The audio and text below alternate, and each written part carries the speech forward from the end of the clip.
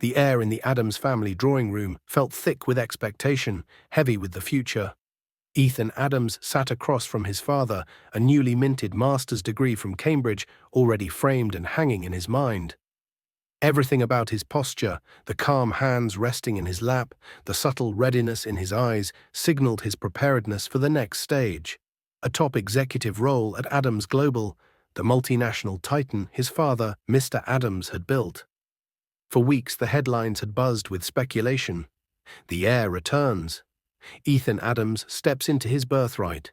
Everyone, from the company board to the family's old gardener, assumed the trajectory was clear. "You've done exceptionally well, Ethan," Mr. Adams said, leaning back in his leather chair. His voice was a low rumble, the sound of confident authority. "Your degree is brilliant. Your understanding of corporate strategy is unparalleled. You are, without doubt, ready to lead." A familiar warmth spread through Ethan. "Thank you, Dad. I'm eager to start. I've already drafted a proposal for restructuring the Singapore branch." Mr. Adams smiled, but it was a knowing smile that held a hidden truth. He lifted a simple beige folder from his desk and slid it across the polished mahogany. It held a uniform, a cleaner's uniform, freshly pressed, wrapped in plastic. Ethan's gaze fixed on the folder. Confusion, sharp and sudden, cut through his eagerness. "I'm sorry, Dad. Is this a prototype for the Facilities Management Division?" "It is your new work uniform, Ethan." He allowed the silence to stretch, letting the gravity of his words settle. Ethan watched him, waiting for the punchline that never came. "I know what everyone expects of you," Mr. Adams continued, his voice softening slightly, but losing none of its resolve. "A vice president title, an office on the top floor. But you are not just inheriting a company, you are inheriting 10,000 employees, each with their own life, their own problems, and their own perspective on how Adams Global operates." He stood and walked to the window, overlooking the sprawl of the city, dominated by the Adams Global Tower. "I want you to learn what a balance sheet will never show you. I want you to start at the bottom. The very bottom. You will be a cleaner." Ethan was stunned, but not offended. Curiosity quickly replaced his shock. "A cleaner? Why?" "I have the education, the training." "Precisely," he cut in. "You have the education for the boardroom. I want you to acquire the education for the hallway. When you are a powerful CEO, people show you their best selves. They are polite, professional, and agreeable. But when you are invisible, when you are the person wiping up their mess, that is when human character is revealed. That is where you learn how your employees truly behave when they believe no one important is watching." He turned back, his expression serious. "I want you to learn humility, resilience, and compassion. Not as abstract concepts, but as living, breathing necessities. I want you to see the real workings of the glossy version presented in quarterly reports. You will work this company not anonymously. You will not tell anyone who you are." Ethan picked up the uniform. The simple cotton felt cool and foreign in his hands. It was an extraordinary challenge, a test of character far more rigorous than any master's thesis. The thought of stepping into the massive, complex machine of Adams Global without the armor of his name was daunting. It was also undeniably thrilling. He looked up, meeting his father's steady gaze. "I accept the challenge, Dad. When do I start?" 2 mornings later, Ethan stood outside the Adams Global building. He was dressed in the standard uniform, charcoal trousers, a light blue polo shirt bearing a small embroidered company crest, and practical rubber-soled shoes. He wore his hair pulled back in a severe ponytail, and he had deliberately chosen minimal makeup, stripping away the polish that usually accompanied his presence. He felt utterly anonymous. The difference in his entry was immediate and absolute. As Ethan Adams, he would have been greeted by the smiling security chief, the velvet rope on the executive elevator lowered for his private ascent. As Sam, the name on his new badge, he joined the line of facilities staff waiting at a side entrance. The guard barely glanced at his ID before waving him through a cramped service corridor. He was met by Mrs. Collins, a facilities supervisor with a face carved by years of early mornings. Mrs. Collins was brusque, efficient, and direct. "You're Sam. You're new. Your shift starts at 5:30, sharp." Mrs. Collins stated, her voice low and gravelly. "You've got floors 7 through 10. Bathrooms, break rooms, and general office spaces. Don't miss anything. If I get one complaint about the scent of the trash cans, you'll be on kitchen duty for a month." Ethan nodded, absorbing the details. This was a new language, one of schedules, chemicals, and foot traffic. The first few hours were a blur of scrubbing, sweeping, and mopping. The work was physically demanding and surprisingly meditative. The offices, usually gleaming symbols of power and intellect, were reduced to spilled crumbs, scuff marks, and dust motes waiting to be vanquished. As the morning progressed and the white-collar employees began to arrive, Ethan truly became invisible. People walked past his bucket, stepping around his cleaning trolley with a practiced indifference that bordered on active disregard. They discussed multi-million-dollar deals over his head while he was on his knees, scrubbing a stain they had barely noticed leaving. He saw the subtle shift in their posture when they encountered a colleague versus when they encountered him, a momentary tightening of their features, a slight lifting of their chin, an assumption of superiority that required no effort. Most employees were politely neutral, acknowledging his presence only to ensure he wasn't blocking their path to the coffee machine. But then there was Jacob. Jacob was a senior manager in the logistics department, a man in his late 40s whose success seemed to have inflated both his bank account and his ego. He had a loud, booming laugh that echoed down the hallway, and he treated the entire 10th floor as his personal domain. Ethan first encountered him as he was emptying a recycling bin near his executive corner office. He paused, holding a stack of files, and gave him a slow, dismissive once-over. "Well, look at that," he announced to a colleague walking beside him, loud enough for Ethan to hear every word. "It's the new help. You know, these people really are the backbone of the company, the kind of backbone you walk all over to get to the important stuff." His colleague managed a weak, nervous laugh. Jacob didn't wait for Ethan to move, he simply tossed his stack of files onto the floor beside the bin. "Pick those up for me, will you, Sam? I'm already running late for a very important meeting." Ethan felt a familiar spike of indignation, the kind he hadn't felt since he was a teenager. He inhaled, counted to 3, and bent down. The files were scattered, but he collected them quickly, placing them neatly on his secretary's desk. He met his eye for a split second before he turned away. The look he gave him was pure, casual contempt. This, he realized, was what his father wanted him to see. The conflict with Jacob intensified rapidly over the following week, moving from casual disrespect to deliberate cruelty. Jacob seemed to view Ethan's quiet, diligent presence not as a service but as a personal challenge. One Tuesday morning, Ethan was polishing the brass plate outside the executive elevator on the 9th floor. It was meticulous work, requiring focus and a steady hand. He heard Jacob's voice before he saw him. He was standing with 2 junior employees near the break room, gesturing grandly as he recounted a recent sales triumph. As he finished his anecdote, he walked directly toward the break room entrance, where Ethan had placed his trolley. His movement was a smooth, casual feint. Just as he passed him, he thrust his arm out and deliberately knocked the half-full thermos of stale coffee off the trolley shelf. It shattered on the marble floor with a loud, sickening crack, sending a dark, oily wave splashing up onto Ethan's trousers and across the freshly mopped surface. The junior employees froze, their polite smiles instantly wiped away by embarrassment.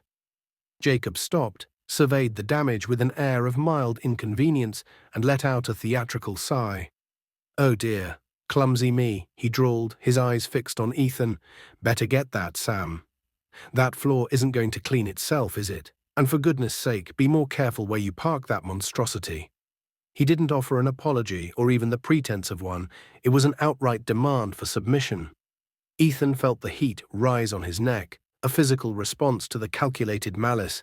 His mind screamed for him to retaliate, to drop the rags, look him in the eye, and ask him how he thought his department would function once he was summarily dismissed. But he held it all back. This was the test. He was not Ethan Adams, CEO in waiting. He was Sam, a cleaner earning minimum wage. He slowly retrieved the dustpan and brush. The junior employees quickly scattered, unable to bear the weight of the awkward tension. "Don't forget the shards," Jacob reminded him as he walked away, pleased with his display of petty power. I wouldn't want a slip-and-fall lawsuit on my watch. Ethan methodically cleaned the mess. He swept up the glass, used a special mop to contain the coffee, and sprayed a neutralizing agent to lift the dark stain from the pale marble. The entire process took 20 minutes. When he was done, the floor was spotless, the surface reflecting the harsh overhead lights. He allowed himself only one indulgence. He polished the marble a little harder, channeling his frustration into the physical labor. He needed to remind himself of his objective. He wasn't just cleaning a mess. He was collecting data. He was observing the company's real moral climate, and Jacob was the toxic indicator. As he moved his trolley down the hall, he saw a man watching him from a nearby cubicle. This was Michael, an analyst from the financial department. He was quiet, always focused on his work, and had a gentle, almost hesitant demeanor. Michael was one of the few who always offered a soft, "good morning," or a small gesture of thanks if he cleaned his area. He quickly averted his eyes when he looked his way, but not before he saw the genuine pity and quiet disapproval etched on his face. Michael had seen the entire calculated incident. Michael had indeed seen the incident with the coffee. He had witnessed many small cruelties, directed at the facility's staff over the years. But Jacob's act was different. It wasn't an accident. It was a performance. He watched the cleaner, Sam, as he went about his work. He was different from the others. He moved with an economy of motion that suggested training and discipline, not just fatigue. More importantly, he handled the humiliation with an unnerving, almost regal patience. He was furious. He could sense the tension in his shoulders, yet he never spoke back, never rolled his eyes, and never let his work quality slip. Michael felt a surge of respect for his dignity and a wave of shame for his own cowardice. He wanted to speak up, to tell Jacob off, but the social dynamics of the corporation, the fear of retaliation, the silent code of "don't interfere," kept his mouth shut. Jacob's harassment continued to escalate, often in front of Michael's cubicle. One day Jacob dropped a handful of crumpled papers near Ethan's bucket. "Here, Sam, this is for the trash," Jacob said, standing over him, "and don't use those silly bags. They don't look professional. Go back to the storage closet and get the navy blue ones. I prefer navy." The trash bags were all standard issue, clear plastic. The navy ones were reserved for the hazardous waste bins in the lab, and he knew it.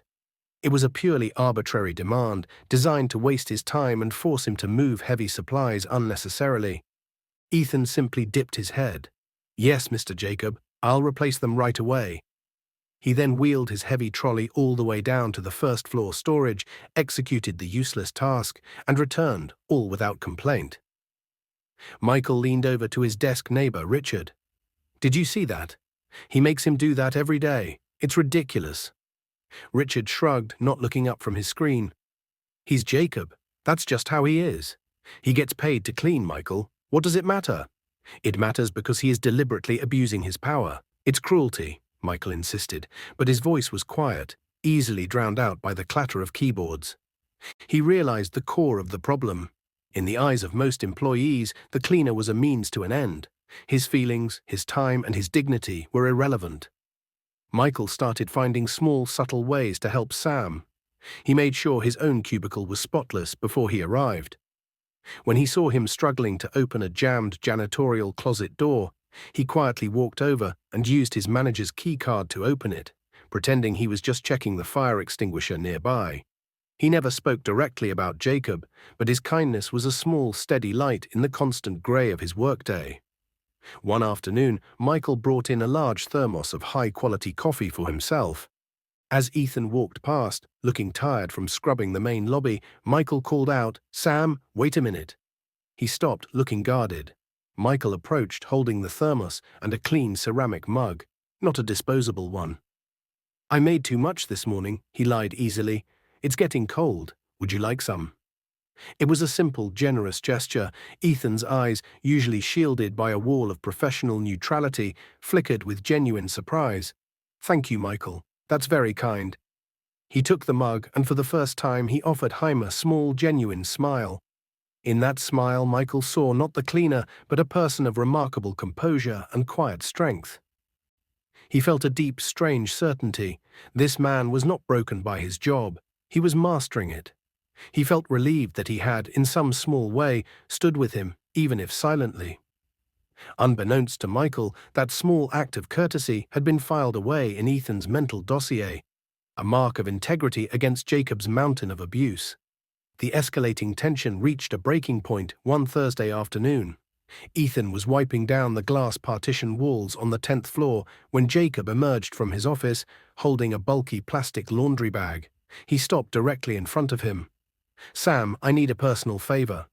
His tone was heavy with condescension, the kind used when speaking to a subordinate who was expected to be grateful for the attention. "I forgot to send my dry cleaning out. This suit needs to be ready for my client dinner tonight. Run this down to the local cleaners and pick it up before 5. Put the receipt on my desk." Ethan set his rag down. His gaze was steady, calm, and utterly uncompromising. "I'm sorry, Mr. Jacob. My duties are restricted to the maintenance of the company property. Personal errands are not part of my job description." Jacob blinked, genuinely shocked by the refusal. In his world, a cleaner didn't refuse a manager. "Excuse me? Did you just refuse a direct instruction?" "I refused an instruction that falls outside the scope of my employment," Ethan corrected, his voice low and even. "If you need a personal assistant, I suggest you speak to human resources." The refusal triggered an immediate, explosive rage in Jacob. He looked around wildly to ensure his authority was not being publicly undermined. "You insolent little—" "Nobody," he hissed, his face turning an unhealthy shade of red. He stormed to the nearby water cooler, grabbed a plastic cup, filled it to the brim, and walked back. Without a word, he upended the entire contents over Ethan's head. The cold water instantly soaked through his thin polo shirt, plastering his hair to his face and dripping onto the carpet. A collective gasp rippled through the nearby cubicles. For a moment, the entire floor was silent. Ethan stood perfectly still. The water ran down his cheeks, washing away the professionalism he had maintained for weeks. Yet he did not flinch.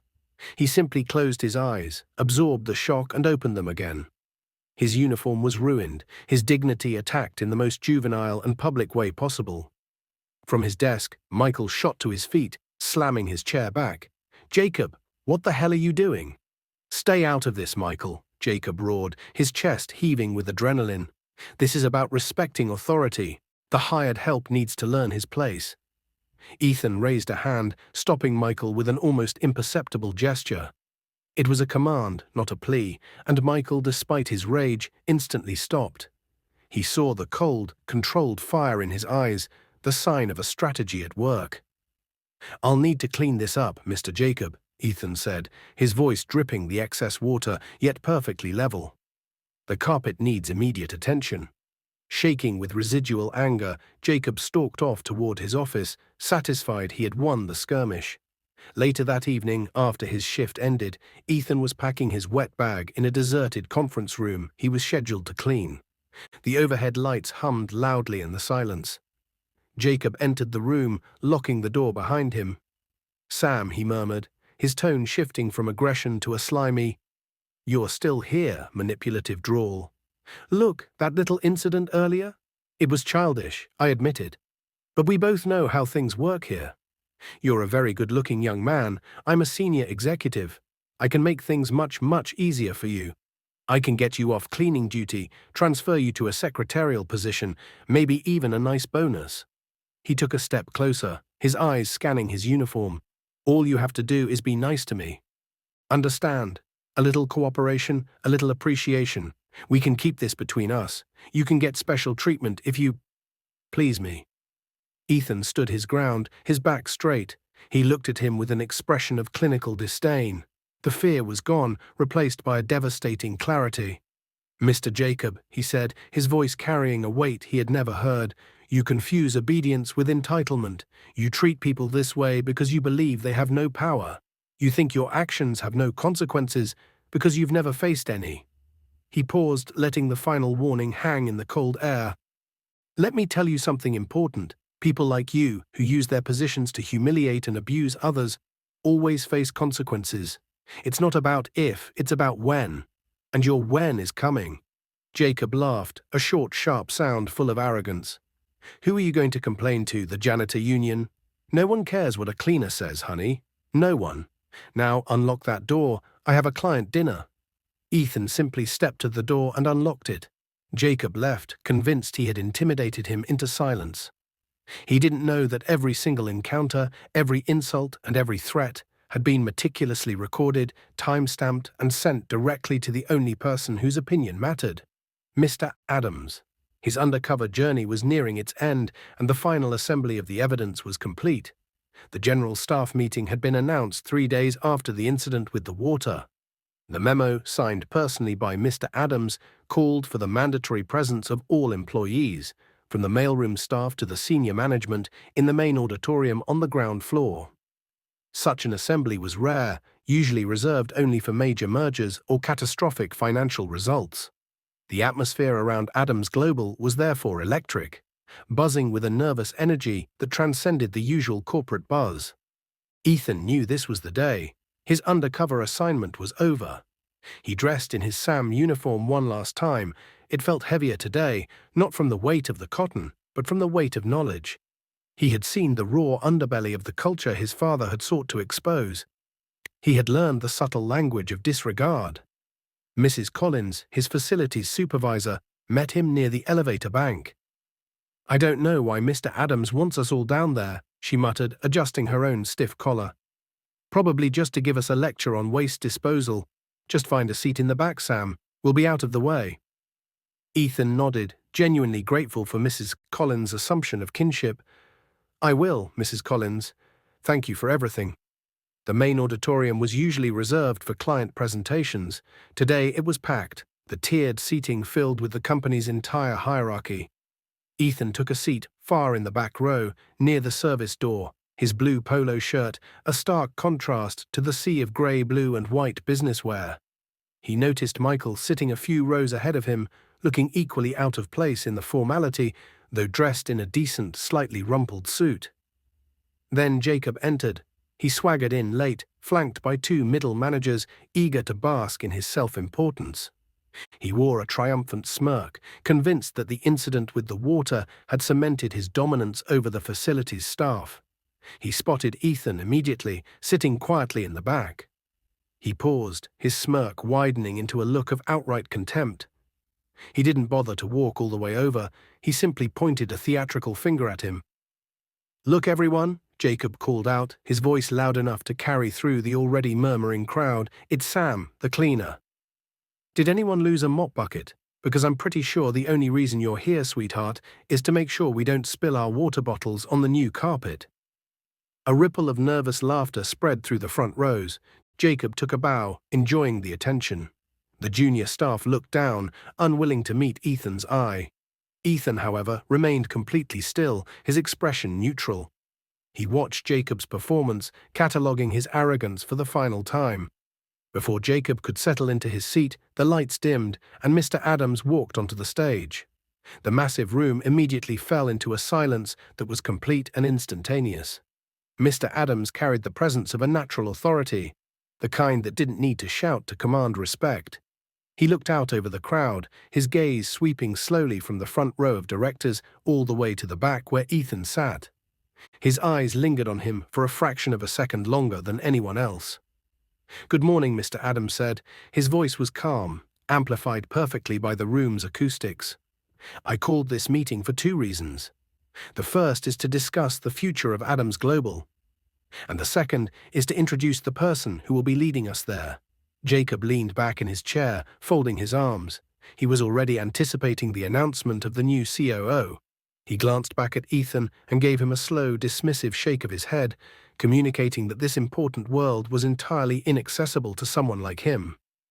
Mr. Adams paced the stage slowly, holding nothing but a small remote clicker. "Adams Global is not a company that measures success only in market share or quarterly profit margins. We measure success by the integrity of our foundation.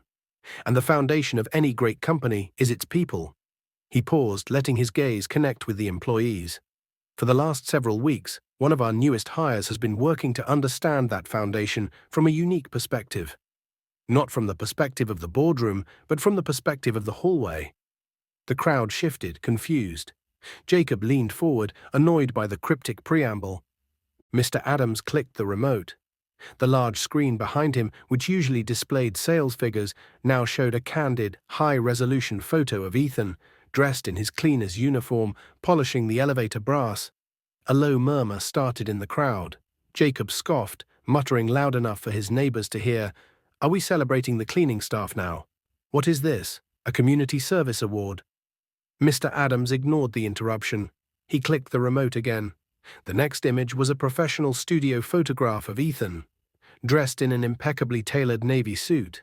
He looked elegant, formidable, and exactly like the son of the CEO. Mr. Adams pointed to the photograph. "This is Ethan Adams, my son, and the person many of you know only as Sam, our newest cleaner." The room did not just fall silent, the air seemed to vanish from the room. It was a physical shockwave of disbelief. Hundreds of people, suddenly paralyzed by the single stunning fact. Jacob's smirk evaporated. He looked from the image on the screen to the man in the back row. His face went instantly pale, the blood draining away to leave his features pinched and horrified. His jaw worked silently, trying to form a word, any word. Ethan rose slowly from his seat in the back. He didn't rush or demand attention. He simply stood, pulling the attention of the entire room like a magnet. The blue facilities polo shirt suddenly looked less like a uniform and more like a disguise he was now shedding. Mr. Adams watched him stand, then delivered the final crushing blow. Ethan returned from his master's program, prepared for a vice president role. I told him no. I told him he must first learn the true character of this company. He accepted the task, enduring weeks of anonymity, invisibility, and the most rigorous test of character a leader can face. He looked directly at the front rows of stunned management. Today that test is complete, and I am proud to announce that Ethan Adams will be stepping into his new role as the Chief Executive Officer of Adams Global, effective immediately. The applause that followed was hesitant at first, driven by shock and duty, but it quickly swelled. All eyes were on Ethan, but Ethan's eyes were on one person. Jacob.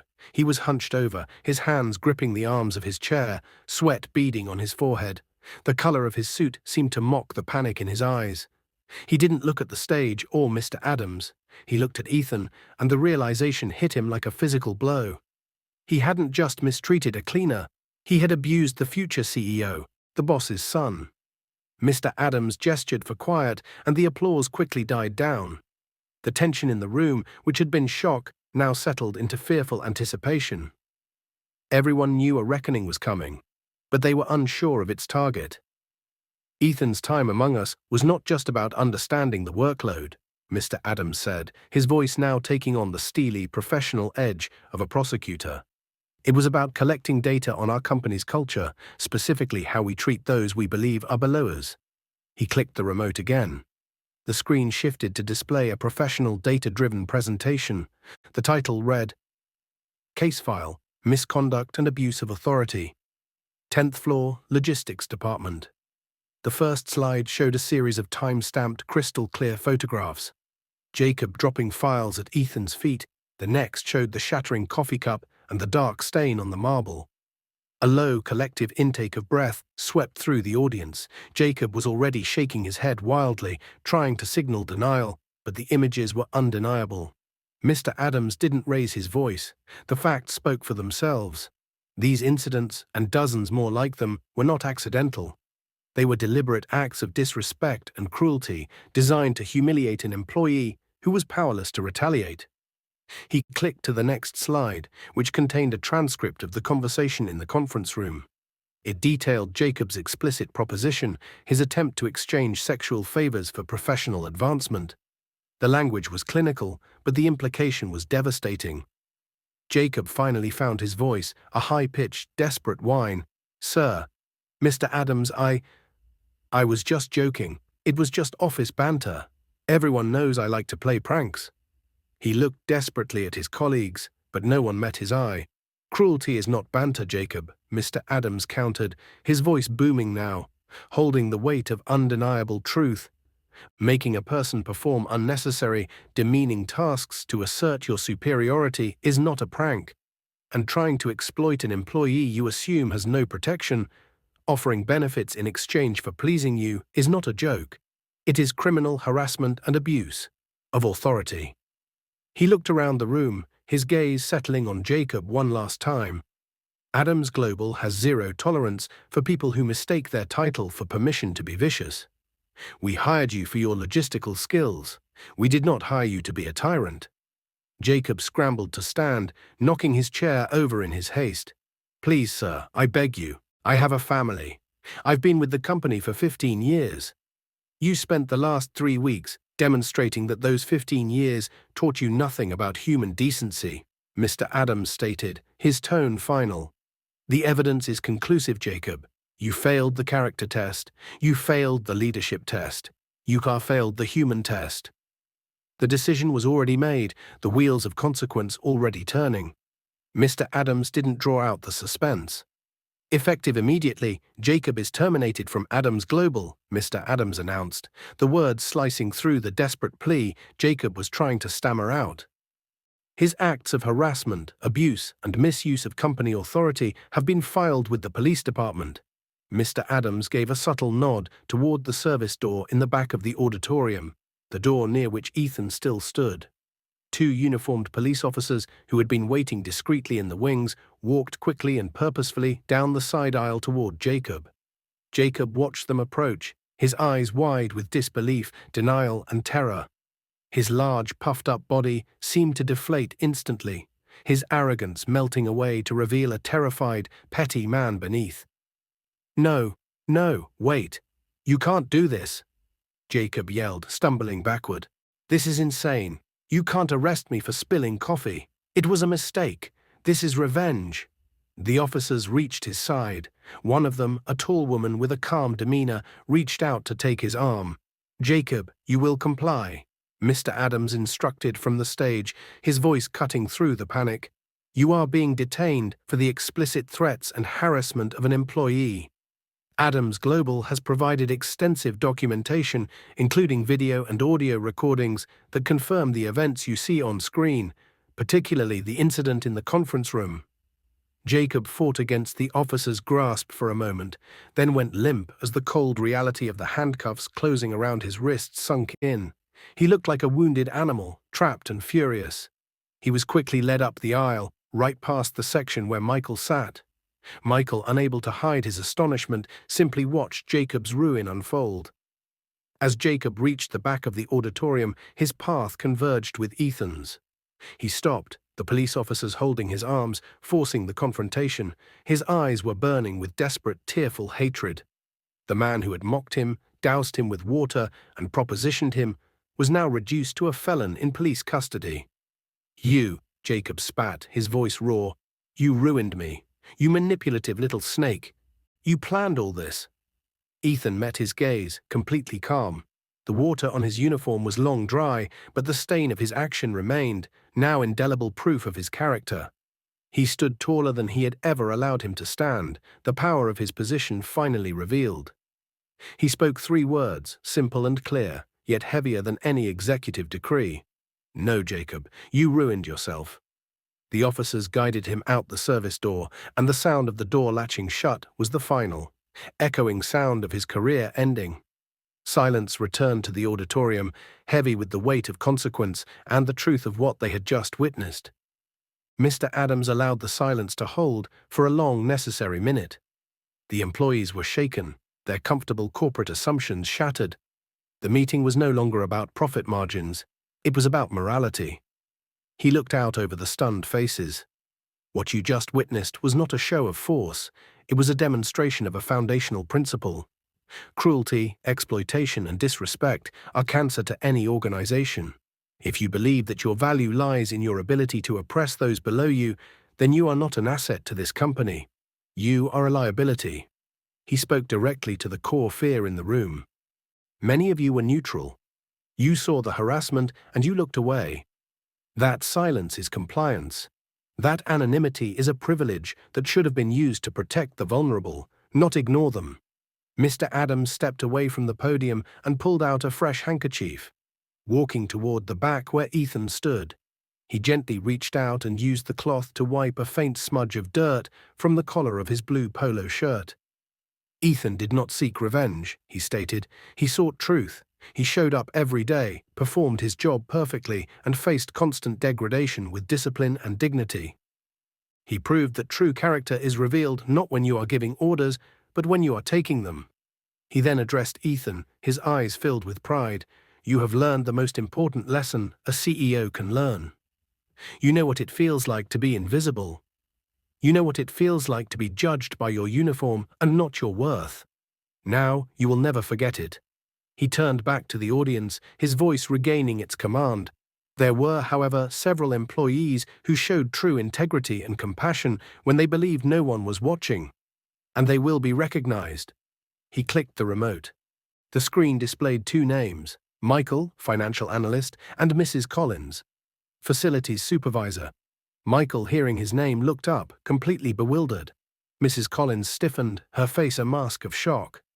Michael, Mr. Adams continued, you repeatedly showed compassion to your colleague, Sam. You offered small kindnesses. You spoke up, even if quietly, against the mistreatment, and you attempted to intervene when Jacob crossed the line. That demonstrates moral courage, a quality far more valuable than any spreadsheet. He turned his attention to the facilities supervisor. And Mrs. Collins, you were the first person who trained my son. You were firm, demanding excellent work, but you never once showed him disrespect or treated him as less than a valued team member.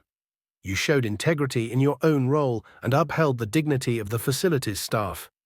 The atmosphere in the auditorium had shifted from fear to a nervous, hopeful anticipation. The company was witnessing not just a firing, but a revolution of values. Mr. Adams announced, effective immediately, Michael is promoted to senior financial strategist. His new position will involve auditing our internal culture as much as our finances. He will report directly to the CEO.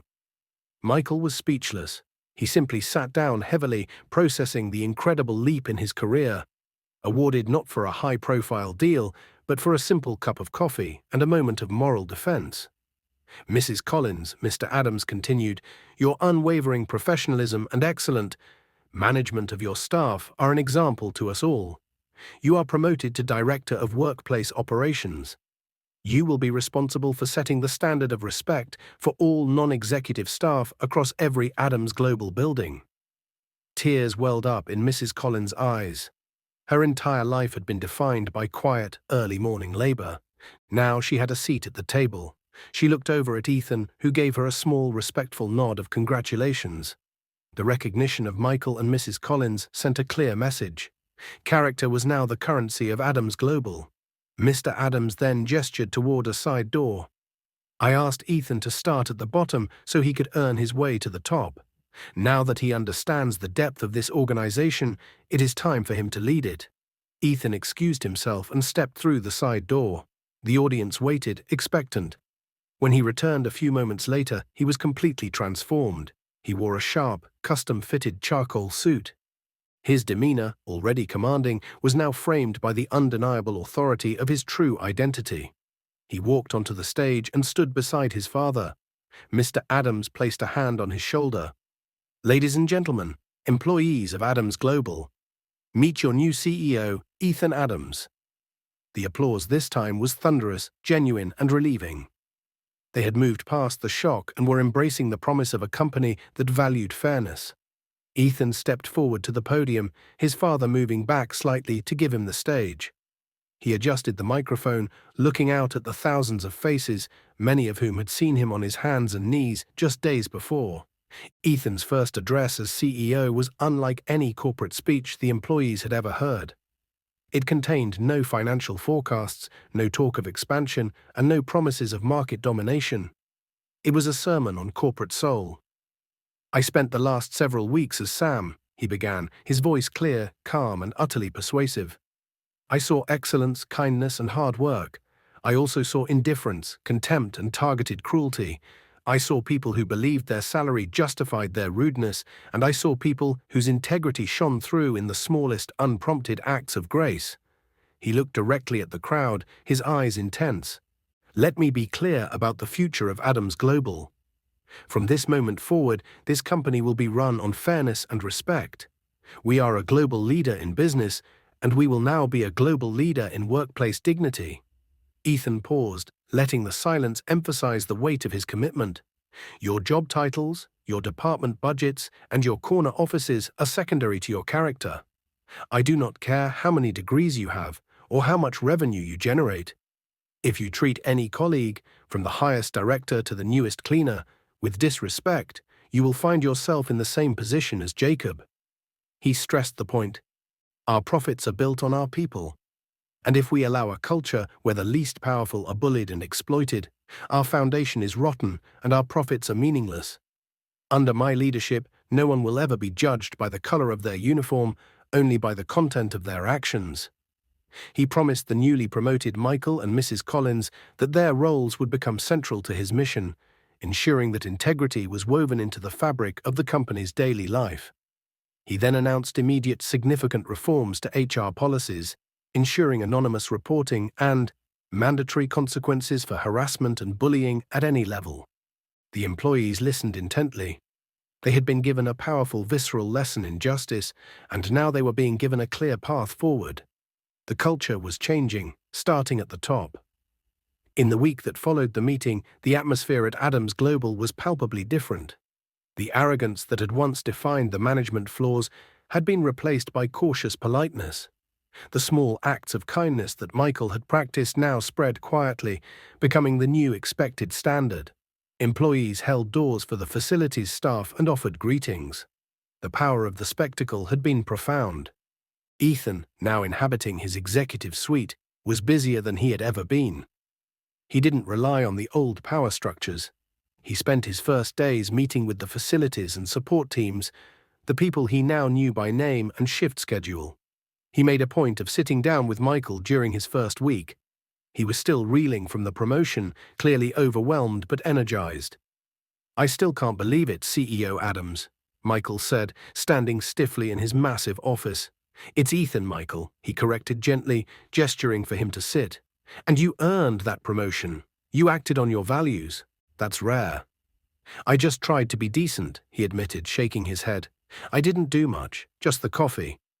"That coffee was everything," Ethan replied. "It was a signal that a person's worth isn't tied to their job title. It was a small act of defiance against a bad culture. Those small acts are the bricks that build a good company." He also had a long, frank conversation with Mrs. Collins. The director of workplace operations now had her own office and a full budget.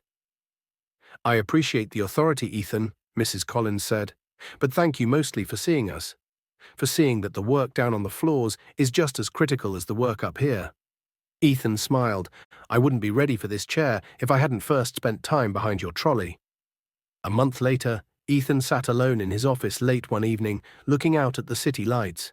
His desk was covered in complex financial reports, but his mind drifted back to the smell of industrial-strength cleaner, the weight of the trolley, and the deep, silent exhaustion of physical labor. His father's profound reasoning echoed in his memory. He had wanted him to understand human character beyond boardroom titles. He had seen the very best of it in Michael and Mrs. Collins, and the very worst of it in Jacob. He had learned that true leadership was not the ability to command thousands, but the ability to relate to the one person who felt voiceless. Real power wasn't a position, it was the ability to elevate others. He leaned back in his chair, the hard-won humility settling comfortably around him. He was a CEO, trained in finance and strategy, but his true qualification was something far more valuable: empathy forged on the front lines. The journey from the drawing room to the janitorial closet and back again had taught him the core truth of leadership.